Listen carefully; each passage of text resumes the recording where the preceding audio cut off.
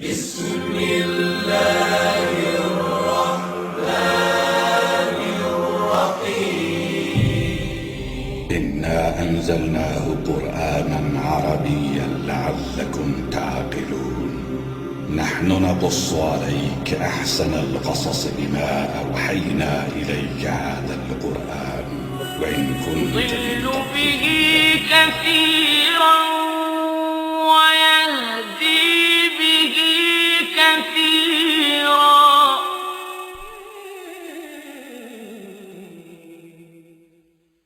صلوا عليه وآله صلوا عليه وآله السلام علیکم ورحمۃ اللہ وبرکاتہ۔ تمام تعریف اس ذات اقدس کے لیے سزاوار ہے جس نے جمیع کائنات عوالم کو ان کی استعداد و قابلیت کے مطابق ظلمت عدم سے نور وجود میں لا کر اپنے کمالات اسمائی و صفاتی کے علم و شہود سے بہرمند کیا۔ درود و سلام ہو ذات مقدس سیدنا محمد مصطفیٰ احمد مجتبیٰ صلی اللہ علیہ وآلہ وسلم پر، جن کے دائرۂ عین جامع میں جمیع آیان کائنات کا ثبوت، وجود، ظہور و بطون ہے، اور درود و سلام ہو آپ کے آل اطہار پر جو آپ کے کمالات صفات جلال و جمال کے مجالی و مرائی یعنی آئینے ہیں، اور درود و سلام ہو آپ کے اصحاب اخیار پر جو آپ کے دین کے انوار کے مصابیح یعنی چراغ ہیں، اور تا قیام قیامت تابعین و تبع تابعین سب پر درود و سلام جاری و ساری و متوالی ہو۔ بعد حمد و صلوات کے محترم ناظرین اکرام، جو نشاء اسلامک پر تفسیر القرآن الکریم الموسوم تفسیر طاہری دیکھتے چلے آ رہے ہیں، انشاءاللہ تعالی آج پارہ نمبر 2 اور رکوع نمبر 8 کی تفسیر آپ کے سامنے سنانے کی سعادتیں حاصل کی جائیں گی۔ آئیے آج کے اس رکوع نمبر 8 کی تلاوت کا شرف حاصل کیا جا رہا ہے۔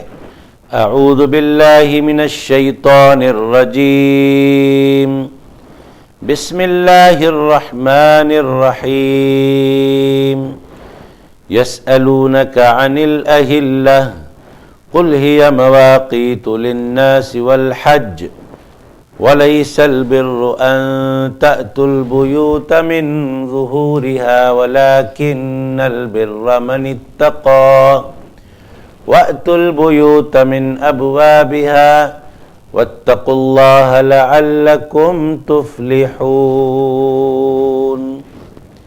اے حبیب صلی اللہ علیہ وآلہ وسلم، لوگ آپ سے نئے چاندوں کے بارے میں دریافت کرتے ہیں، فرما دیں یہ لوگوں کے لیے اور ماہ حج کے تعین کے لیے وقت کی علامتیں ہیں، اور یہ کوئی نیکی نہیں کہ تم حالت احرام میں گھروں میں ان کی پشت کی طرف سے آؤ، بلکہ نیکی تو ایسی الٹی رسموں کی بجائے پرہیزگاری اختیار کرنا ہے، اور تم گھروں میں ان کے دروازوں سے آیا کرو اور اللہ سے ڈرتے رہو تاکہ تم فلاح پاؤ۔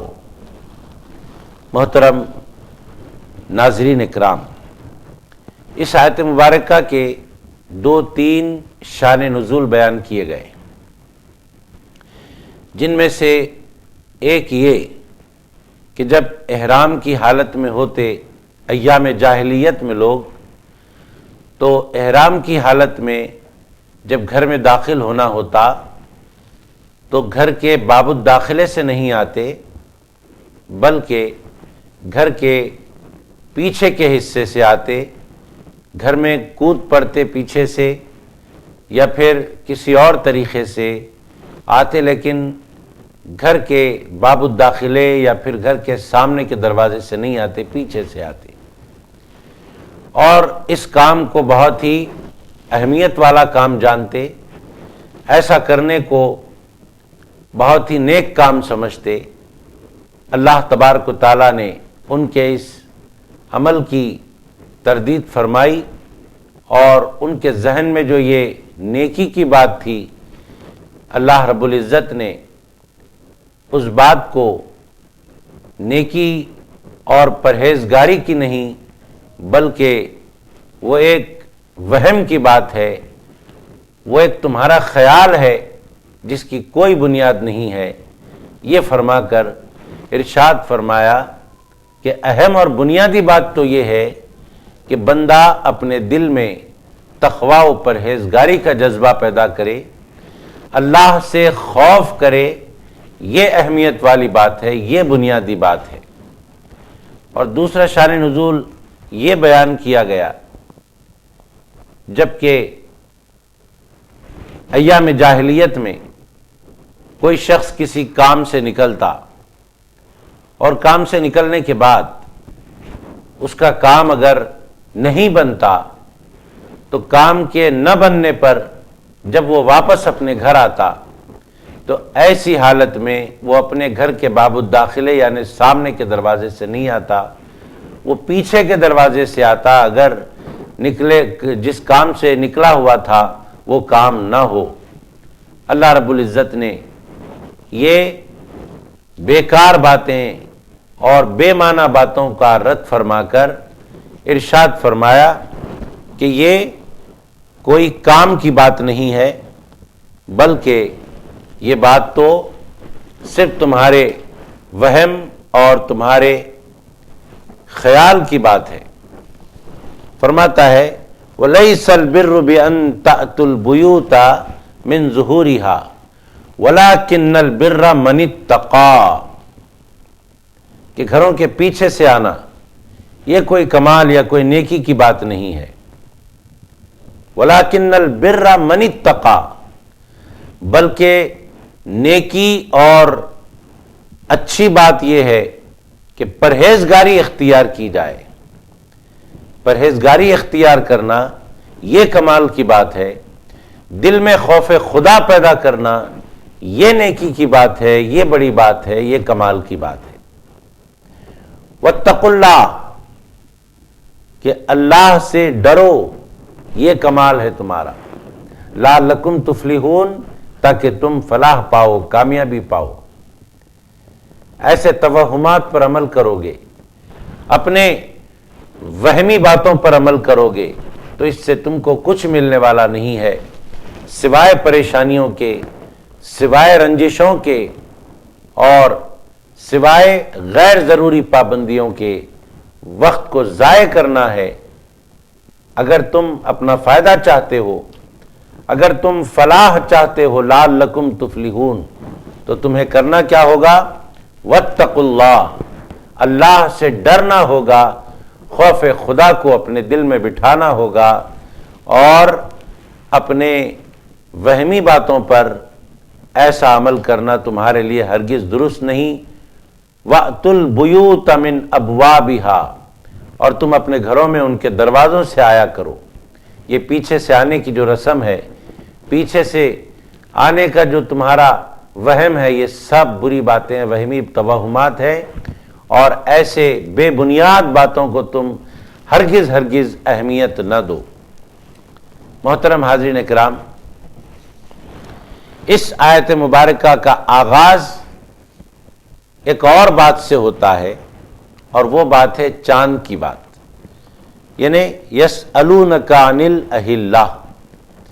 اے حبیب علیہ الصلوۃ والسلام، لوگ آپ سے نئے چاندوں کے بارے میں دریافت کرتے ہیں۔ حضرت معاذ بن جبل رضی اللہ تعالیٰ عنہ نے عرض کیا سرور کائنات صلی اللہ علیہ وآلہ وسلم کی بارگاہ میں۔ حضرت معاذ بن جبل رضی اللہ تعالیٰ عنہ، اس کا شان نزول بیان کیا جا رہا ہے۔ کون سے حصے کا؟ یسألونک عن الاہلہ کے حصے کا۔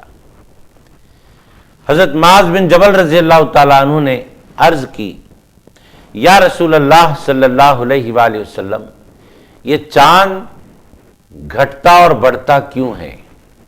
کبھی دھاگے کی طرح باریک رہتا ہے، کبھی تھوڑا سا موٹا ہو جاتا ہے اور کبھی مکمل بدر کامل ہو جاتا ہے۔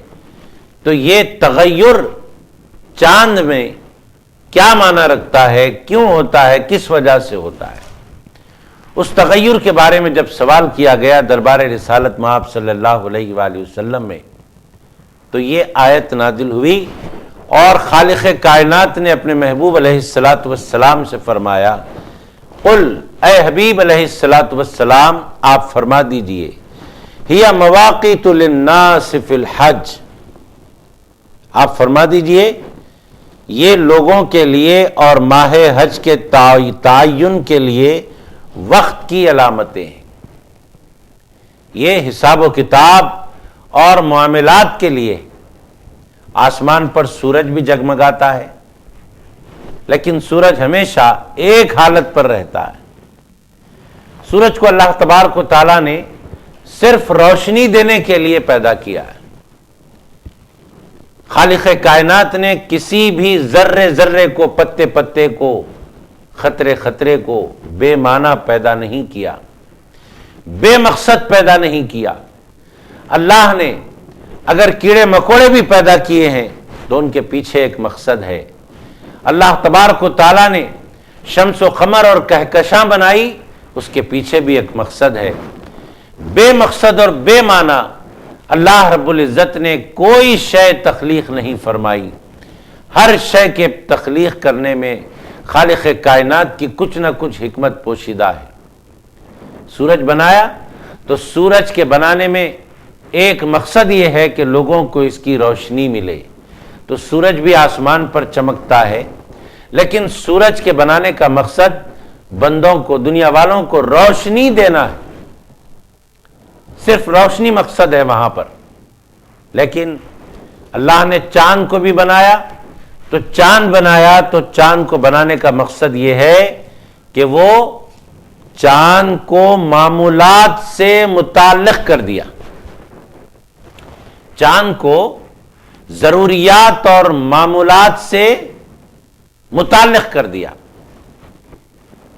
اب کوئی بھی معاملہ ہو، دن تاریخ وغیرہ کے اعتبار سے ہوتا ہے، اور وہ دن تاریخ ساری چاند کے اعتبار سے مقرر کی جاتی ہے، تعین ہوتا ہے۔ تو سورج کو صرف روشنی کے لیے بنایا اور چاند کو ضروریات اور معاملات کے لیے متعین کیا، ضروریات و معاملات سے متعلق کر دیا۔ محترم ناظرین کرام، اس آیت میں جیسے کہ میں نے ابھی عرض کیا کہ فرمایا گیا ایام جاہلیت میں قریش اور قبائل عرب کی جو عادت بن گئی تھی کہ احرام کی حالت میں گھر کے پیچھے سے آتے، یا پھر کوئی کام نہیں بنتا تو گھر کے پیچھے سے آتے۔ اللہ رب العزت نے فرمایا کہ گھروں میں آؤ تو سامنے سے آؤ، یہ پیچھے سے آنے کا جو تم نے عادت اپنی بنا لی ہے، یہ عادت بالکل بے محل، بے بنیاد ہے، اس کی کوئی اصل نہیں، اس کا کوئی معنی نہیں، اس کا کوئی تمہیں فائدہ ملنے والا نہیں، یہ صرف وہم ہے، یہ صرف تم نے اپنی بے مقصد بے بنیاد عادت بنا لی۔ ایسی کسی بھی بات میں انسان کو ملوث و مبتلا ہونے کی ضرورت نہیں ہے۔ آئیے آگے اللہ رب العزت نے جو کچھ ارشاد فرمایا ہم اس کو سننے سمجھنے کی سعادتیں حاصل کریں گے۔ بسم اللہ الرحمن الرحیم وقاتلوا فی سبیل اللہ الذین یقاتلونکم ولا تعتدوا ان اللہ لا يحب المعتدین وَاقْتُلُوهُمْ حَيْثُ ثَقِفْتُمُوهُمْ وَأَخْرِجُوكُمْ مِنْ حَيْثُ أَخْرَجُوكُمْ وَالْفِتْنَةُ أَشَدُّ مِنَ الْقَتْلِ وَلَا تُقَاتِلُوهُمْ عِنْدَ الْمَسْجِدِ الْحَرَامِ حَتَّى يُقَاتِلُوكُمْ فِيهِ فَإِنْ قَاتَلُوكُمْ فَاقْتُلُوهُمْ كذلك جزاء الكافرين فإن انتهوا فإن الله غفور رحيم۔ اور اللہ کی راہ میں ان سے جنگ کرو جو تم سے جنگ کرتے ہیں، ہاں مگر حد سے نہ بڑھو، بے شک اللہ حد سے بڑھنے والوں کو پسند نہیں فرماتا۔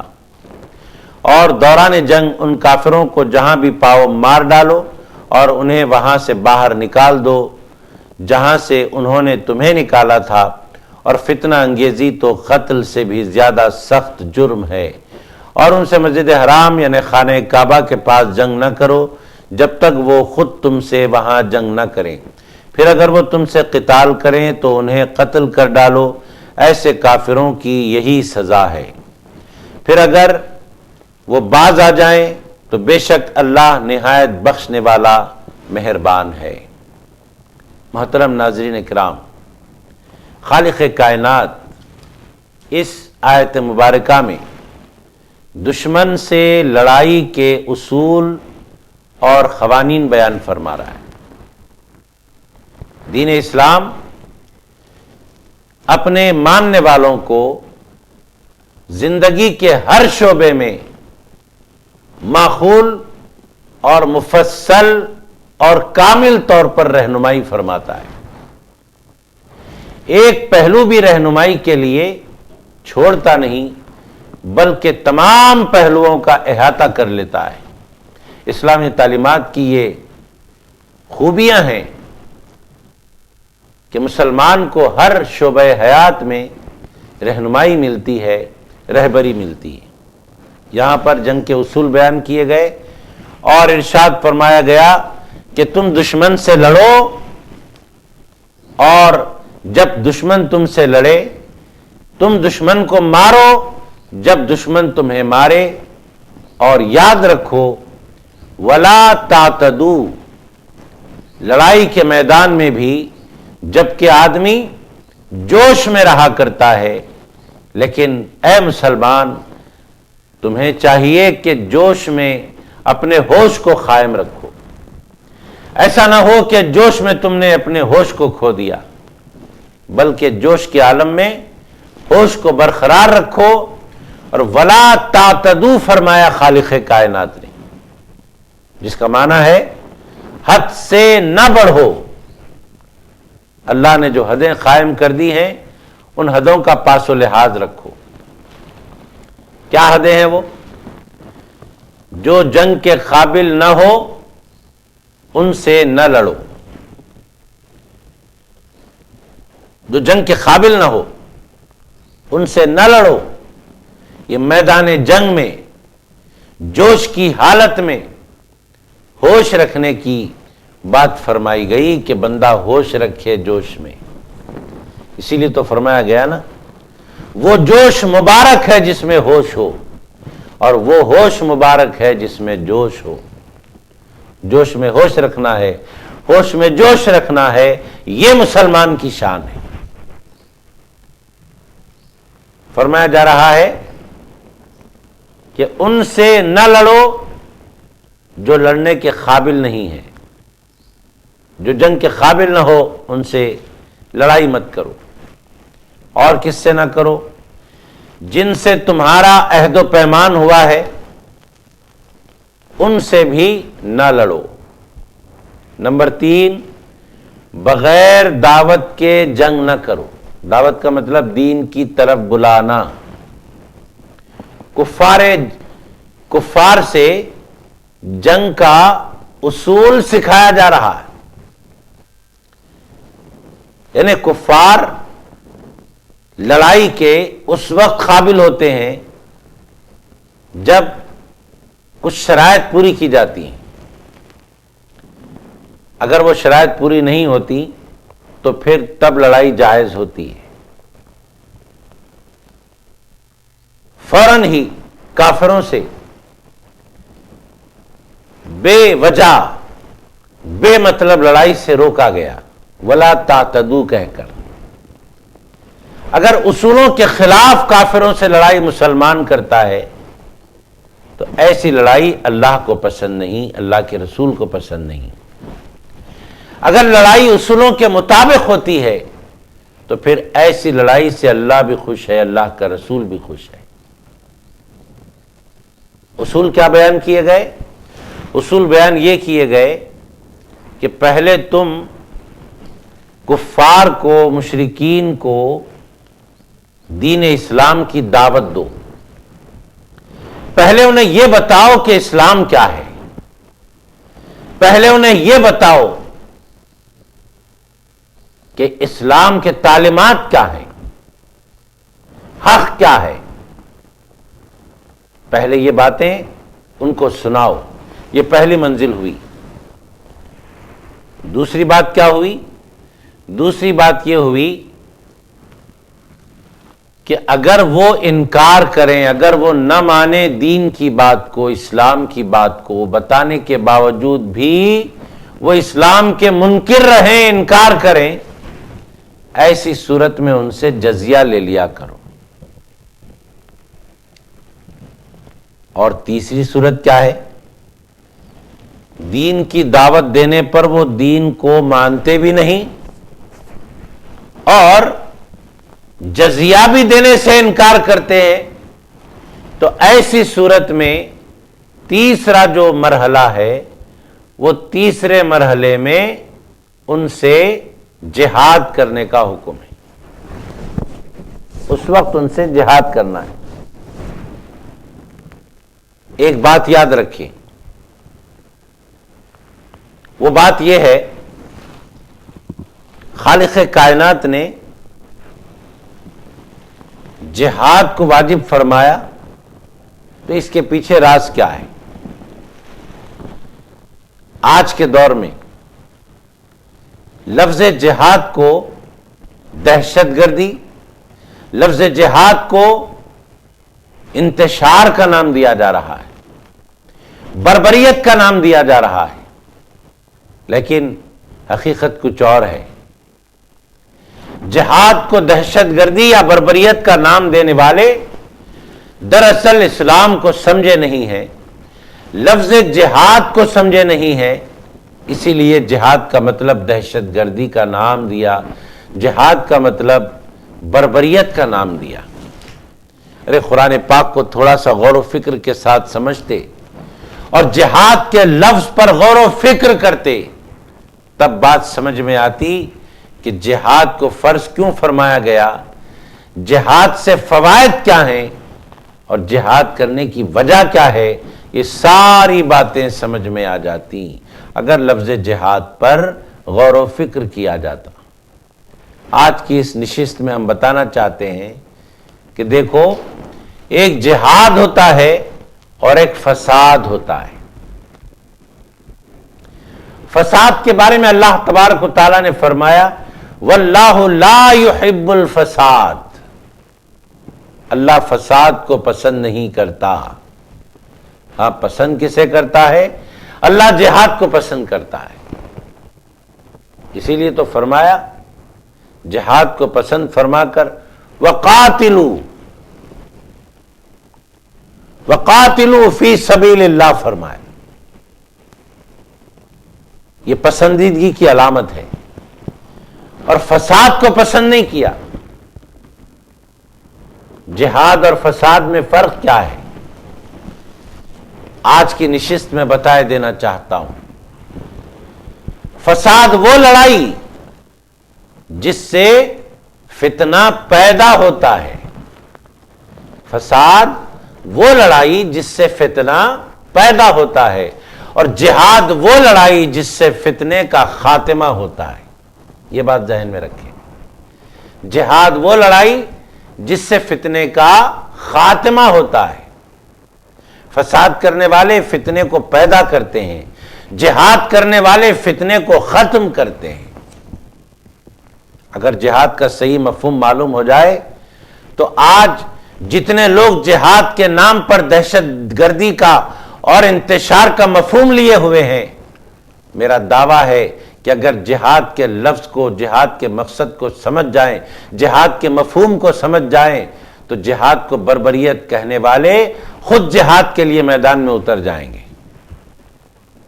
محترم ناظرین، آئیے آگے کی آیت میں آپ کے سامنے پڑھنے کی سعادت حاصل کرتا ہوں، جس سے ابھی میں نے جو تمہید باندھی وہ کھل کر آپ کے سامنے بات آ جائے گی۔ بسم اللہ الرحمن الرحیم وَقَاتِلُوهُمْ حَتَّى لَا تَكُونَ فِتْنَةٌ وَيَكُونَ الدِّينُ لِلَّهِ فَإِنِ انْتَهَوْا فَلَا عُدْوَانَ إِلَّا عَلَى الظَّالِمِينَ الشَّهْرُ الْحَرَامُ بِالشَّهْرِ الْحَرَامِ وَالْحُرُمَاتُ قِصَاصٌ فَمَنِ اعْتَدَى عَلَيْكُمْ فَاعْتَدُوا عَلَيْهِ بِمِثْلِ مَا اعْتَدَى عَلَيْكُمْ وَاتَّقُوا اللَّهَ وَاعْلَمُوا أَنَّ اللَّهَ مَعَ الْمُتَّقِينَ۔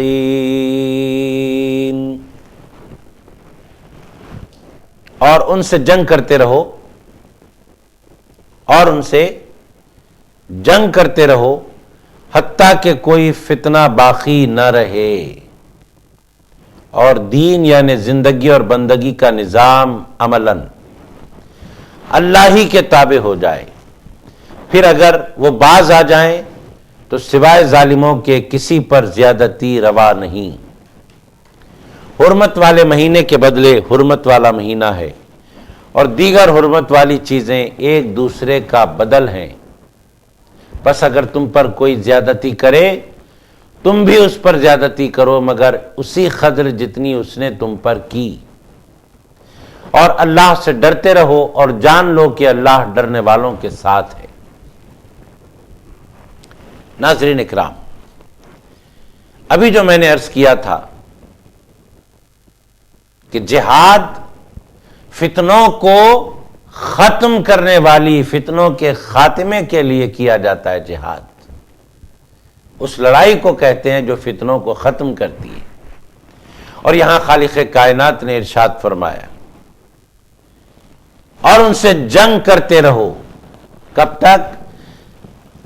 حتیٰ لا تکون فتنہ، حتیٰ کہ کوئی فتنہ باقی نہ رہے۔ اس رکوع کی یہ آیت مبارکہ بتا رہی ہے کہ جہاد وہ لڑائی ہے جو فتنوں کا خاتمہ کرتی ہے۔ اللہ نے یہی ارشاد فرمایا یہاں پر کہ فتنے ختم ہونے تک لڑائی جاری رکھو۔ مطلب یہ ہوا کہ جہاد فتنوں کے خاتمے کے لیے کیا جاتا ہے۔ اب کوئی جہاد کے خلاف نہ بولے، اب کوئی جہاد کے لفظ کو مشکوک نگاہوں سے نہ دیکھے، اب کوئی جہاد کو بربریت یا دہشت گردی کا نام نہ دے، اس لیے کہ قرآن پاک کی آیت نے اعلان کر دیا کہ جہاد فساد پیدا کرنے کی لڑائی نہیں ہے، بلکہ جہاد فساد کو ختم کرنے کی لڑائی ہے۔ فساد کو ختم کرنے کی لڑائی کا نام جہاد ہے، اور ہر مکتبہ فکر اس بات سے متفق ہوتا ہے کہ فساد نہ ہو، فساد ختم کرنے کے لیے جہاد کیا جاتا ہے۔ اس بات کو اگر سمجھ جائیں تو پوری امید ہے کہ لفظ جہاد سے کوئی دور نہیں بھاگے گا، لفظ جہاد کو کوئی شک اور شبے کی نظر سے نہیں دیکھے گا۔ محترم ناظرین، یہاں پر ہمیں ایک آیت مبارکہ ملی، اور اس آیت مبارکہ میں جو ابھی ہم نے پڑھا اس میں خالق کائنات نے ارشاد فرمایا تھا وَالْفِتْنَةُ أَشَدُّ مِنَ الْقَتْلِ۔ دیکھیے اسلام کتنا پیارا مذہب ہے۔ خالق کائنات نے اس قرآن پاک میں فتنے کے بارے میں ارشاد فرمایا، جس فتنے کو ختم کرنے کے لیے جہاد کیا جاتا ہے، اس فتنے کے بارے میں اللہ نے ارشاد فرمایا وَالْفِتْنَةُ أَشَدُّ مِنَ الْقَتْلِ۔ فتنہ جو ہوتا ہے نا، وہ قتل و غارت گری سے بھی زیادہ برا ہوتا ہے فتنہ، کیونکہ قتل و غارت گری کا سبب بنتا ہے فتنہ. جب فتنہ ہوتا ہے تو وہاں قتل ہوتا ہے. فتنہ ہی نہ ہو تو پھر قتل بھی نہ ہو. تو اللہ نے فتنے کو ختم کرنے کے لیے جہاد کو فرض فرمایا. حتی لا تکون فتنہ، یہ سارے فتنے ختم ہو جائیں اس وقت تک لڑتے رہو. فتنہ ختم کرو جہاد کے ذریعے. کیوں؟ اس لیے کہ اگر فتنے کو ختم نہیں کیا گیا تو یہی فتنہ قتل و غارت گری کا بازار گرم کرتا ہے. قتل کو روکنا ہے تو فتنے کو روکنا ہوگا، فتنے کو روکنا ہے تو جہاد کرنا ہوگا. محترم ناظرین، آئیے اور آگے کی باتیں ہم سننے سنانے کی سعادتیں حاصل کرتے ہیں. بسم اللہ الرحمن الرحیم. وَأَنفِقُوا فِي سَبِيلِ اللَّهِ وَلَا تُلْقُوا بِأَيْدِيكُمْ إِلَى التَّهْلُكَةِ وَأَحْسِنُوا إِنَّ اللَّهَ يُحِبُّ الْمُحْسِنِينَ. اور اللہ کی راہ میں خرچ کرو اور اپنے ہی ساتھیوں، اپنے ہی ہاتھوں خود کو ہلاکت میں نہ ڈالو. اور اللہ کی راہ میں خرچ کرو اور اپنے ہی ہاتھوں خود کو ہلاکت میں نہ ڈالو اور نیکی اختیار کرو، بے شک اللہ نیکوکاروں سے محبت فرماتا ہے. اس آیت مبارکہ میں انفاق فی سبیل اللہ کے بارے میں فرمایا گیا. اللہ کی راہ میں خرچ کرنا. اللہ کی راہ میں خرچ کرنا اللہ کو راضی کرتا ہے. اللہ کی راہ میں بہت خرچ کرنے والا اللہ کا بہت پسندیدہ بندہ ہو جاتا ہے. اور خالق کائنات نے ارشاد فرمایا وَلَا تُلْقُوا بِأَيْدِيكُمْ إِلَى التَّهْلُكَةِ، اور اپنے ہی ہاتھوں خود کو ہلاکت میں نہ ڈالو. وَأَحْسِنُوا، اور نیکی اختیار کرو. حضرت سیدنا علی مرتضیٰ رضی اللہ تعالیٰ عنہ نے ارشاد فرمایا، بہترین خصلت کے بارے میں ارشاد فرمایا. بہترین خصلت، بہترین عادت کیا ہوتی ہے؟ فرمایا کہ بہترین خصلت شجاعت اور سخاوت ہے. بہترین خصلتیں ہیں. کون سی؟ شجاعت یعنی بہادری، سخاوت یعنی اللہ کی راہ میں خرچ کرنا. یہ بڑی بہترین خصلتیں ہیں جنہیں اپنانے کی، اختیار کرنے کی ضرورت ہے. حضرت عبداللہ بن عمر رضی اللہ تعالیٰ عنہ اپنے والد سے روایت کرتے ہیں، آقا دو جہاں صلی اللہ علیہ وآلہ وسلم نے ارشاد فرمایا. کب ارشاد فرمایا؟ جبکہ پوچھا گیا. سوال علم کی کنجی ہوا کرتی ہے. جتنا ہمارے اندر سوال کرنے کا جذبہ ہوگا معلومات کی خاطر، اتنا ہمارا علم وسیع ہوگا. صحابہ کرام دربار رسالت مآب صلی اللہ علیہ وآلہ وسلم میں سوالات کرتے اور آقا علیہ السلام سے جوابات طلب فرما کر اپنے علم کو وسیع کرتے، اپنے علم کو بڑھاتے. پوچھا گیا حضور علیہ السلام سے کہ سرکار بتائیے اسلام کیا ہے؟ آقا علیہ السلام نے ارشاد فرمایا اچھی بات کرنا. اچھی بات کرنا، گفتگو میں گالی گلوچ سے کام نہ لینا. جب گفتگو کرے تو گالی گلوچ نہ کرے بلکہ بات اچھی کرے. یہی اسلام ہے اور اچھی بات کرنا ایک شان مسلم ہے. پوچھا گیا کہ اسلام کیا ہے تو حضور صلی اللہ علیہ وآلہ وسلم نے فرمایا اچھی بات کرنا اسلام ہے اور بھوکوں کو کھانا کھلانا اسلام ہے. اسلام یہ ہے کہ بھوکے کو کھلایا جائے، اور اسلام یہ ہے کہ بندہ سلام کی عادت ڈالے، سلام کرے اپنے مومن بھائی کو، السلام علیکم۔ ایک صحابی تھے جو اپنے گھر سے نکلا کرتے تھے اور گھوم پھر کر پھر اپنے گھر چلے آتے تھے، نہ بازار سے کوئی چیز خریدتے، نہ بازار میں کوئی چیز فروخت کرتے، بلکہ نکلتے اپنے گھر سے اور گھوم پھر کر چلے آتے اپنے گھر۔ جب پوچھا گیا کہ آپ کے جانے اور واپس ہونے کا مقصد کیا ہوتا ہے، آپ کیوں نکلتے ہیں بازار میں، تو صحابی رسول نے ارشاد فرمایا کہ میں اپنے گھر سے نکلتا ہوں اور بازار گھوم کر آتا ہوں اپنے گھر، تو ایک کام کے لیے نکلتا ہوں، اور وہ کام سلام کرنا ہے۔ جو مومن بھائی ملتا گیا میں اسے سلام کرتا ہوں، اور جو مومن بھائی نے مجھے سلام کیا میں اس کے سلام کا جواب دیتا ہوں۔ تو سلام اور سلام کے جواب کی نیکیاں کمانے کے لیے میں نکلتا ہوں، اور نیکیاں کما کر اپنے گھر چلے آتا ہوں۔ سلام کی عادت، خواہ ہمارے سامنے چھوٹا آئے کہ بڑا آئے، سلام کی عادت ڈالیں، سلام کریں۔ سلام کرنا سنت اور سلام کا جواب دینا واجب ہے۔ افضل مسلمان کون پوچھا گیا، اسلام کیا ہے پوچھا گیا، اس کے بعد پوچھا گیا کہ افضل مسلمان کون ہے، افضل یعنی بڑے درجے کا مسلمان۔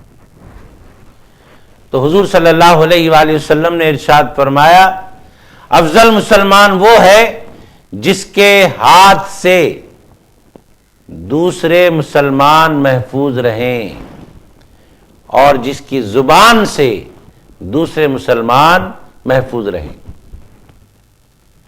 وہ مسلمان افضل ہے۔ جس کی زبان اور ہاتھ سے دوسرے مسلمان محفوظ رہیں، یہ ایک مسلمان کی شان ہوا کرتی ہے۔ مسلمان کو چاہیے کہ اپنے ہاتھ سے اپنے زبان سے کسی کو تکلیف نہ دے۔ اور جب پوچھا گیا حضور صلی اللہ علیہ وآلہ وسلم سے، سوال کیا گیا کہ کون سی نماز بہتر ہے،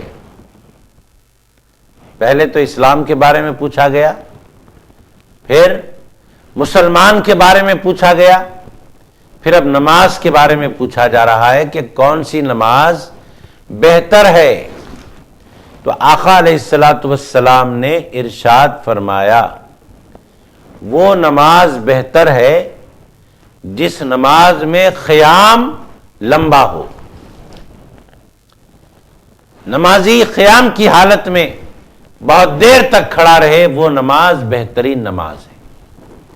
یہاں پر ایک مسئلہ سن لے، وہ مسئلہ یہ ہے کہ اگر کوئی شخص تنہا نماز پڑھتا ہو تو وہ جتنا چاہے لمبا قیام کرے، جتنے چاہے لمبے رکوع و سجود کریں، لیکن اگر کوئی نماز پڑھاتا ہو تو امام کے لیے یہ مسئلہ ہے کہ وہ پیچھے مقتدیوں کا پاس و لحاظ کرتے ہوئے قیام کو مختصر کرے، قرات کو مختصر کرے۔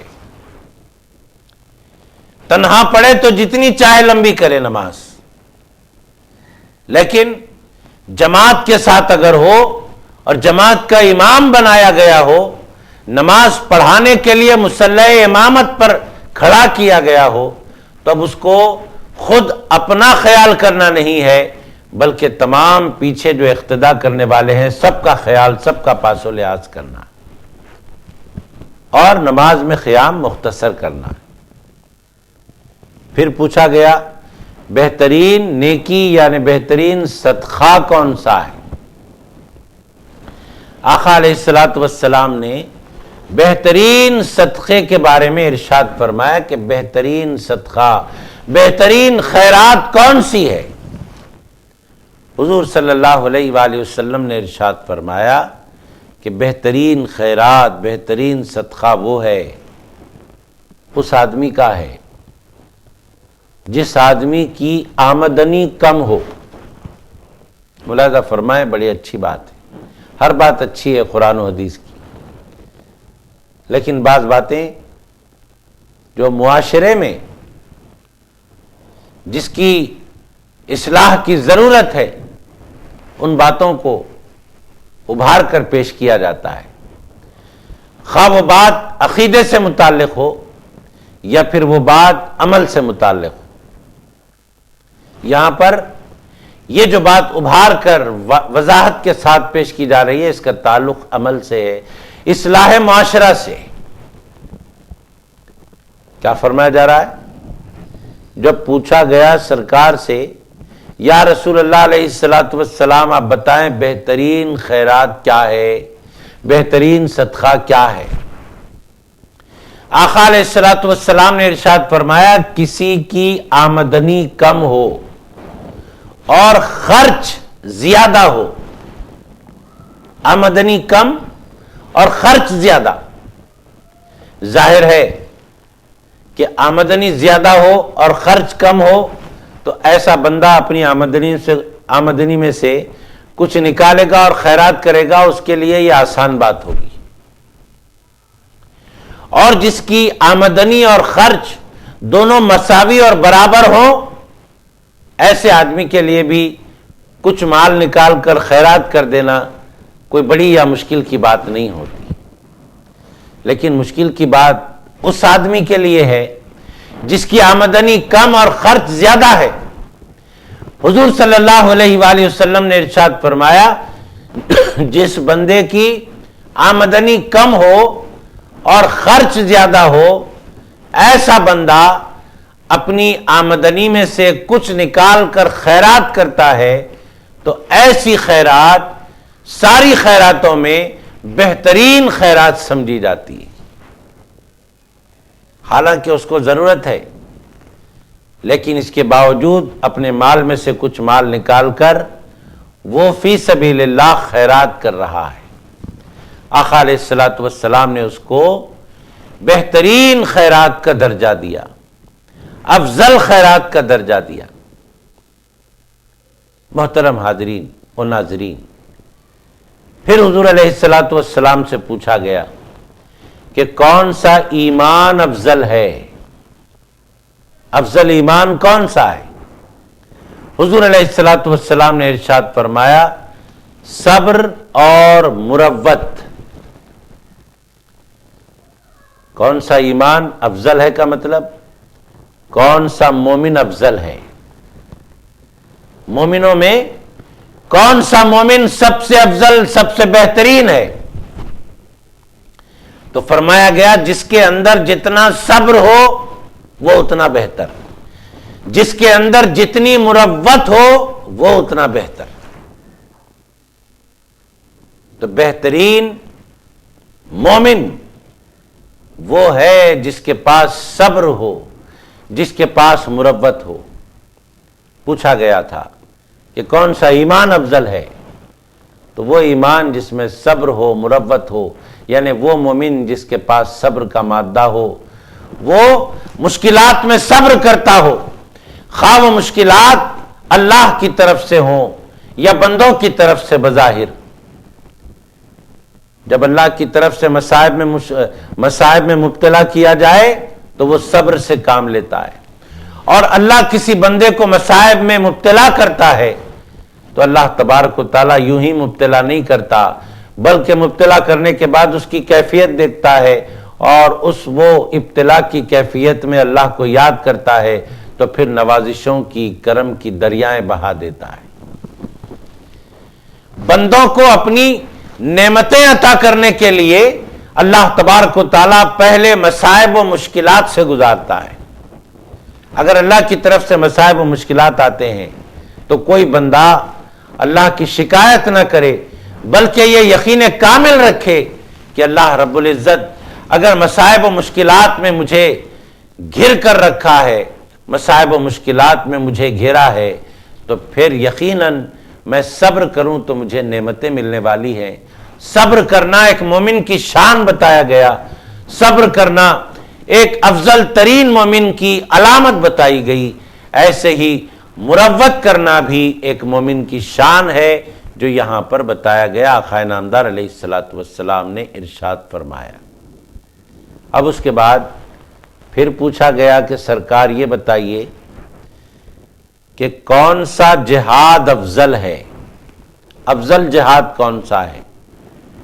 آقا علیہ الصلوۃ والسلام نے ارشاد فرمایا ایسا جہاد افضل ہے، یعنی ایسا مجاہد افضل ہے جس کی سواری بھی مار دی گئی ہو اور خود سوار بھی اللہ کی راہ میں خون آلود ہو چکا ہو۔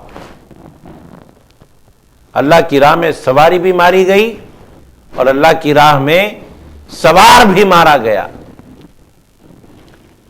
زخموں سے چور ہو گیا، خون آلود ہو گیا۔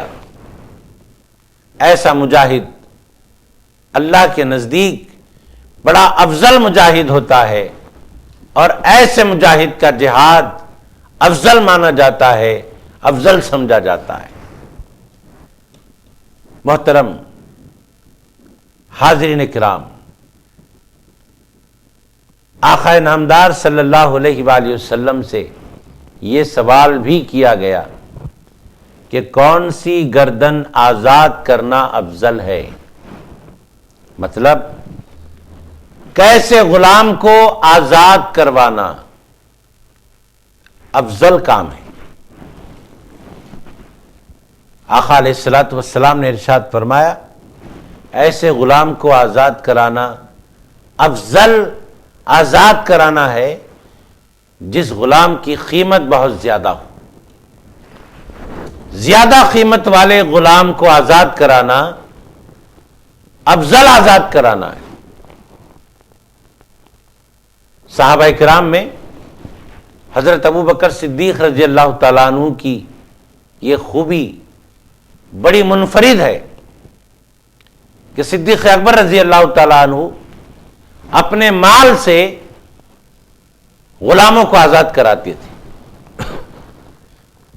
غلاموں کو آزاد کرواتے تھے اپنے مال سے، اور آزاد کرواتے وقت یہ نہیں دیکھتے تھے کہ میں کیسے غلام کو آزاد کروا رہا ہوں، میں جس کو آزاد کروا رہا ہوں وہ طاقتور ہے کہ کمزور ہے، یہ نہیں دیکھا کرتے تھے۔ اس میں کون میرے کام آئے گا کون نہیں آئے گا یہ نہیں دیکھتے تھے، بلکہ ہر ایک کو آزاد کرانا حضرت ابوبکر صدیق رضی اللہ تعالیٰ عنہ کا ذوق تھا، یہ ان کے اوصاف میں سے ایک وصف تھا، ان کے کمالات میں سے ایک کمال تھا۔ صدیق اکبر رضی اللہ تعالیٰ عنہ کے والد نے صدیق اکبر سے کہا کہ بیٹا تم غلاموں کو آزاد کراتے ہو، لیکن میری سمجھ میں نہیں آتا کہ تمہارے یہ آزاد کرانے کے پیچھے مقصد کیا ہے، لیکن میں تم سے اتنا کہنا چاہتا ہوں کہ کم سے کم ایسے غلاموں کو آزاد کراؤ جن کو آزاد کرانے کے بعد وہ تمہارے کچھ کام آئے۔ صدیق اکبر رضی اللہ تعالیٰ عنہ کا اپنے باپ کو جواب کیا تھا معلوم؟ اپنے باپ کو یہ جواب تھا حضرت ابوبکر صدیق رضی اللہ تعالیٰ عنہ کا کہ اے ابا جان، میں غلاموں کو آزاد اس لیے نہیں کراتا کہ وہ میرے کام آئے، بلکہ میں غلاموں کو صرف اس لیے آزاد کراتا ہوں کہ میرے اس عمل سے اللہ تبارک و تعالی راضی ہو جائے۔ اللہ کو راضی کرنے کے لیے میں غلاموں کو آزاد کراتا ہوں۔ محترم ناظرین، یہ باتیں سمجھنے کی باتیں ہیں، اور اس آیت میں فرمایا گیا، اور یہ رکوع کے شروعات سے لے کر یہاں تک قرآن کے پڑھنے والوں کو، قرآن کے سمجھنے والوں کو اور قرآن سے فیض حاصل کرنے والوں کو اللہ تبارک و تعالیٰ نے جہاد کا حکم دیا اور اس کی راہ میں خیرات کرنے کے لیے ترغیب دی۔ اور میں نے آپ سے عرض کر دیا کہ جہاد کیا ہوتا ہے، لیکن ایک بات رہ گئی تھی جو آپ کو سنا دیتا ہوں، وہ یہ کہ ایک جہاد ہے ظاہری اور ایک جہاد ہے باطنی۔ ظاہری جہاد کا مطلب میدان کی لڑائی فتنوں کو ختم کرنے کے لیے، اور باطنی جہاد کا مطلب خود اپنے نفس سے لڑائی خواہشات کو دبانے کے لیے، خواہشات کو دبانے کے لیے اور دنیاوی خواہشات پر اللہ اور اس کے رسول کے احکام کو غالب کرنے کے لیے۔ جب جہاد کیا جاتا ہے اپنے نفس کے ساتھ تو یہ جہاد باطنی جہاد کہلاتا ہے، اور باطنی جہاد ظاہری جہاد سے افضل قرار دیا گیا۔ باطنی جہاد ظاہری جہاد سے افضل قرار دیا گیا، اور اس آیت مبارکہ میں اللہ تبارک و تعالیٰ نے ارشاد فرمایا وَلَا تُلْقُوا بِأَيْدِيكُمْ إِلَى التَّهْلُكَةِ، یہ بات سمجھیے۔ فرمایا خالق کائنات نے اور اپنے ہی ہاتھوں خود کو ہلاکت میں نہ ڈالو، اپنے ہی آپ جا کر ہلاکت میں نہ پڑو۔ ہلاکت سے اپنے آپ کو بچانے اللہ تبارک و تعالیٰ کا فرمان نازل ہوا۔ اب یہاں ہم وضاحت کے ساتھ آپ کے سامنے بیان کر دیتے ہیں کہ اپنے آپ کو ہلاکت میں ڈالنا کیا ہوتا ہے اور اپنے آپ کو ہلاکت سے بچانا کیا ہوتا ہے۔ خالق کائنات نے یہاں جو ارشاد فرمایا اس کی تفسیر یہ ہے کہ راہ خدا میں خیرات سے ہاتھ روک لینا، توجہ چاہتا ہوں کہ راہ خدا میں خیرات سے ہاتھ روک لینا اپنے آپ کو ہلاکت میں ڈالنا ہے، اور راہ خدا میں خیر خیرات کرنا اپنے آپ کو ہلاکت سے بچا لینا ہے۔ خیر خیرات جو ہوتی ہے وہ ہلاکت سے بچاتی ہے انسان کو، خیر خیرات جو ہوتی ہے وہ اللہ کو راضی کرنے والا عمل ہوتا ہے۔ تو اپنے ہاتھوں اپنے آپ کو ہلاکت میں نہ ڈالو کا مطلب خیرات سے اپنا ہاتھ مت کھینچو، بلکہ خیرات کے لیے اپنا ہاتھ آگے بڑھاتے رہو، اور اللہ کی خاطر خیر خیرات کیا کرو۔ جیسے کہ بزرگوں نے فرمایا کہ تم اللہ کی خاطر ایسا خیرات کرنا کہ تمہارا ایک ہاتھ اگر خیرات کے لیے آگے بڑھے تو دوسرے ہاتھ کو پتہ نہیں چلنا چاہیے کہ پہلے ہاتھ نے کیا کیا۔ اب یہاں پر مفسرین کرام نے ارشاد فرمایا کہ جب دیا جاتا ہے راہ خدا میں تو دینے کے دو طریقے ہیں، ایک زکوٰۃ کے طور پر مال دیا جاتا ہے اور ایک خیرات کے طور پر دیا جاتا ہے۔ اور جہاں زکوٰۃ دی جاتی ہے وہاں گنجائش ہے کہ بتا کر دی جائے،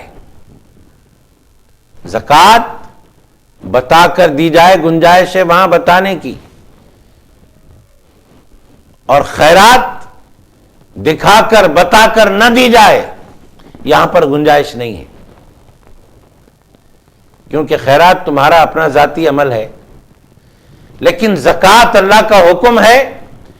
اگر تم زکوٰۃ دکھا کر دو گے تو جتنے لوگ دیکھیں گے ان میں جو مالدار ہوں گے، صاحب نصاب ہوں گے، ان کو زکوٰۃ کی ترغیب ہوگی، وہ بھی اپنے مال سے زکوٰۃ دینے والے ہو جائیں گے۔ تو زکوٰۃ دکھا کر دی جا سکتی ہے تاکہ دوسروں کو ترغیب ہو، اور خیرات دکھا کر نہیں دینا چاہیے، خیرات تو چھپا کر دینا چاہیے۔ محترم ناظرین کرام، اللہ تبارک و تعالیٰ نے اس آیت مبارکہ میں ایک لفظ ارشاد فرمایا وَأَحْسِنُوا، یہ امر ہے، فرماتا ہے خالق کائنات اور نیکی اختیار کرو، وَأَحْسِنُوا، نیکی اختیار کرو. حدیث قدسی میں آیا. حدیث قدسی کس کو بولتے ہیں؟ حدیث قدسی وہ حدیث ہے جو اللہ کا فرمان ہوتا ہے اور رسول کی زبانی ہوتا ہے. فرمان خداوندی ہوتا ہے اور رسول کی زبانی ہوتا ہے. اس حدیث کو حدیث قدسی کہتے ہیں. ایسے ہی حدیث قدسی اللہ نے ارشاد فرمائی کہ اللہ تعالیٰ نے عیسیٰ علیہ السلام سے فرمایا اگر تم چاہتے ہو کہ تم آسمان پر ملائکہ مقربین کے ساتھ اڑتے رہو، اگر تم چاہتے ہو، حضرت عیسیٰ علیہ السلام سے اللہ نے فرمایا، اور حضرت عیسیٰ علیہ السلام کے واسطے وسیلے سے قیامت تک کے تمام لوگوں سے اللہ کا فرمان ہے. جتنے اللہ سے ڈرنے والے ہیں، جتنے خوف خدا رکھنے والے ہیں، سب سے یہ فرمان ہے. کیا؟ عیسیٰ علیہ السلام سے اللہ نے فرمایا اگر تم چاہتے ہو کہ تم آسمان پر ملائکہ مقربین کے ساتھ اڑتے رہو، اگر تمہاری یہ آرزو ہے تو پھر تمہیں ایک کام کرنا ہے. وہ کام کیا کرنا ہے؟ وَأَحْسِنُوا، یعنی نیکی اختیار کرنا ہے. یہاں پر قلب اطہر مصطفیٰ علیہ الصلوۃ والسلام پر جو کلام نازل ہوا، اس کلام کا ایک لفظ عرض کر رہا ہوں، وَأَحْسِنُوا، سنا رہا ہوں آپ کو. نیکی اختیار کرو. یوں تو نیکیوں کی لمبی سی فہرست ہے، لیکن آئیے یہاں چند نیکیوں کا ذکر آپ کے سامنے کیا جاتا ہے. وہ کیا؟ حضرت عیسیٰ علیہ السلام سے اللہ نے فرمایا کہ تم اگر نیکی کرنا چاہتے ہو ایسی کہ تم ملائکہ یعنی فرشتوں کے ساتھ اڑتے پھرو، تو پھر تم کو چاہیے کہ تم شفقت کرنے میں سورج کی طرح ہو جاؤ. لوگوں پر شفقت کرنے میں سورج کی طرح ہو جاؤ. کیا سورج اپنی روشنی دینے کے لیے یہ دیکھتا ہے کہ میں کسے روشنی دوں اور کسے نہ دوں؟ کون اپنا ہے جسے میں روشنی دوں اور کون پرایا ہے جس کو میں روشنی سے محروم کر دوں؟ کیا سورج ایسا کرتا ہے؟ نہیں. سورج کی روشنی اتنی وسعت والی ہے، سورج کی روشنی ایسی عام ہے سب کے لیے کہ اپنوں کو بھی روشنی ملتی ہے، پرایوں کو بھی روشنی ملتی ہے. شفقت میں ایسے ہو جاؤ جیسے سورج ہوا کرتا ہے. تو تم بھی اگر نیکی کرنا چاہتے ہو تو پھر ہر ایک پر شفقت کی نظر ڈالتے رہو، ہر ایک کے ساتھ محبت و شفقت کے ساتھ رہو. یہ نہ دیکھو کہ اس میں اپنا کون ہے، پرایا کون ہے، میرا دوست کون ہے، میرا دشمن کون ہے. جب تم شفقت پر آتے ہو تو یہاں دوست اور دشمن کا امتیاز نہ رکھو. دوست پر بھی شفقت کرو، دشمن پر بھی شفقت کرو. یہی اللہ تبارک و تعالیٰ کے تقرب کا ذریعہ ہے. اور اللہ رب العزت نے حضرت عیسیٰ علیہ السلام سے فرمایا کہ ستر عیوب میں رات کی طرح ہو جاؤ، یعنی لوگوں کا عیب چھپانے میں رات کے اندھیرے کی طرح ہو جاؤ. بھلا رات کا اندھیرا اپنے پرائے کا فرق رکھتا ہے؟ چھپانے میں کسی کو نہیں، وہ ہر ایک کو چھپا لیتا ہے اپنے اندھیرے میں. ایسے ہی تم رات کے اندھیرے کی طرح ہو جاؤ. رات کی طرح اپنے آپ کو بنا لو کہ رات کا اندھیرا برائیوں کو چھپانے میں اپنے اور پرائے کا امتیاز نہیں رکھتا. ایسے ہی تم لوگوں کے عیبوں کو چھپانے میں اپنے پرائے کا فرق نہ رکھو. اگر کوئی اپنا ہے تو اس کا بھی عیب چھپاؤ، اگر کوئی پرایا ہے تو تم اس کا بھی عیب چھپاؤ. یہ پہلو اصلاح معاشرے کا پہلو ہے. ہمیں چاہیے کہ عقائد صحیحہ کے ذریعے ہم اپنے قلب کو پاک و صاف کریں اور اپنے اعمال صالحہ کے ذریعے اپنے نامہ اعمال کو پاک و صاف رکھیں، اپنے قلب کو پاک و صاف رکھیں، اور جس معاشرے میں ہم رہتے ہیں اس معاشرے کو بھی پاک و صاف رکھیں۔ معاشرے کی اصلاح یقیناً اس وقت ہوگی جب ہم پہلے اپنی اصلاح کی طرف توجہ دیں۔ محترم ناظرین کرام، اللہ رب العزت نے ارشاد فرمایا کہ سورج کی طرح شفیق ہو جاؤ اور رات کی طرح ستر پوشی کرنے والے ہو جاؤ، اور نمبر 3 تواضع میں زمین کی طرح ہو جاؤ۔ تواضع میں زمین کی طرح، زمین جدھر بھی آپ جائیے، جہاں تک جا سکتے ہیں، وہ زمین آپ کے پیروں تلے ہوگی۔ ایسا نہیں ہوگا کہ زمین آپ کے سر پر آ جائے، بلکہ وہ آپ کے پیروں تلے ہی رہے گی، وہ تو نیچے فرش کی طرح بچھی رہے گی، کیونکہ اس کے اندر تواضع ہے۔ اس لیے اگر تم چاہتے ہو کہ بلند مراتب مجھے مل جائیں تو پھر زمین کی طرح متواضع ہو جاؤ، تواضع انکساری والے ہو جاؤ۔ اللہ رب العزت نے نمبر 4 پر حضرت عیسیٰ علیہ السلام سے فرمایا کہ حوصلے میں مردے کی طرح ہو جاؤ۔ بھلا کوئی مردہ اپنی چلاتا ہے؟ ہرگز کوئی مردہ اپنی نہیں چلاتا، بلکہ ہر مردے پر غسال کی چلا کرتی ہے، غسال کی چلا کرتی ہے، مردے کی کچھ نہیں چلتی۔ تو فرمایا گیا کہ تم ایسے ہو جاؤ احکامات خداوندی کے آگے جیسے ایک مردہ غسال کے ہاتھوں میں ہوتا ہے۔ جدھر غسال پلٹائے مردہ پلٹ جاتا ہے، ایسے ہی خدا جدھر پلٹائے اپنے احکام کے ذریعے تم ادھر پلٹ جاؤ، حوصلے میں مردے کی طرح ہو جاؤ۔ اور آخری بات، سخاوت میں نہر جاری کی طرح ہو جاؤ، کیونکہ بلند مراتب انہی اوصاف کے ذریعے ملا کرتے ہیں۔ سخاوت میں، دینے میں نہر جاری کی طرح ہو جاؤ۔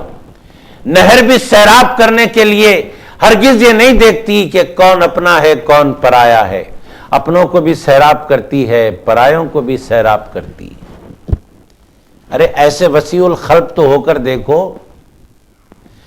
اپنے خلق کو، اپنے پرائے سب کے لیے اتنا وسیع کر کے تو دیکھو، پھر خالق کائنات کیسے مراتب اور کیسے نوازشوں سے مالا مال فرما دیتا ہے۔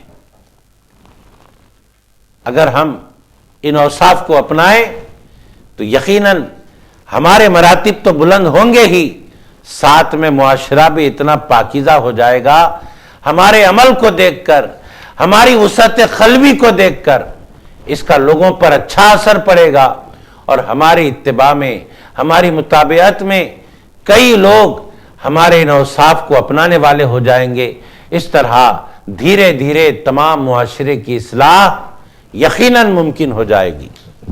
آئیے اب اس رکوع کی آخری آیت ہم پڑھنے کی سعادت حاصل کرتے ہیں اور اسی پر اپنے آج کے اس نشست کو اختتام کی طرف لاتے ہیں۔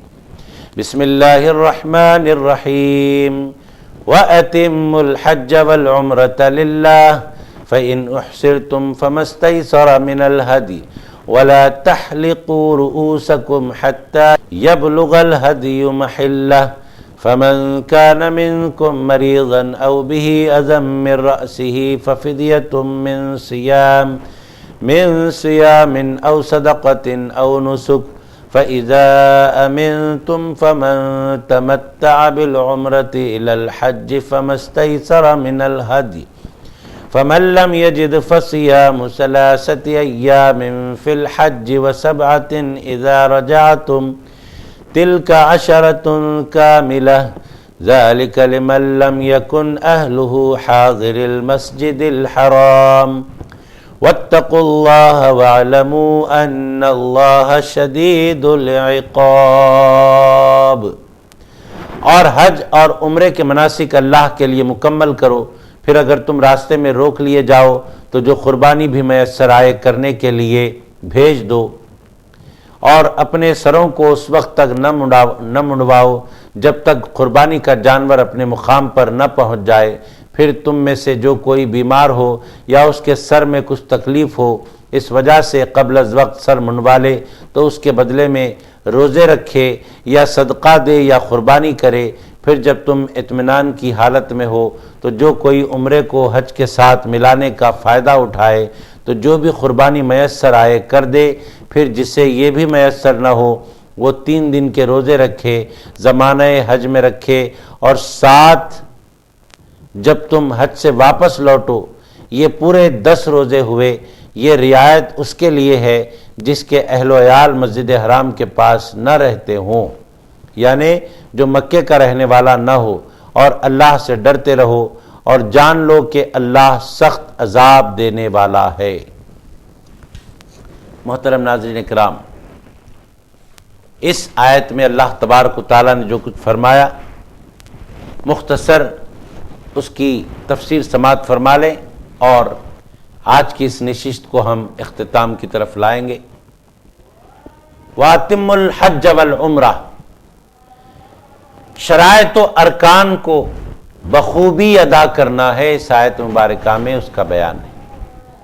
شرائط و ارکان کو بخوبی ادا کرنا، اور حج کے لیے یا عمرے کے لیے جائیں تو دیگر امور کی طرف توجہ نہ کر کے اپنے حج اور عمرے کے ارکان اور شرائط کی طرف اپنی توجہ کو مرکوز کرنا اور توجہ کو ادھر مبذول کرنا، اس بات کی طرف بھی توجہ دلائی گئی ہے۔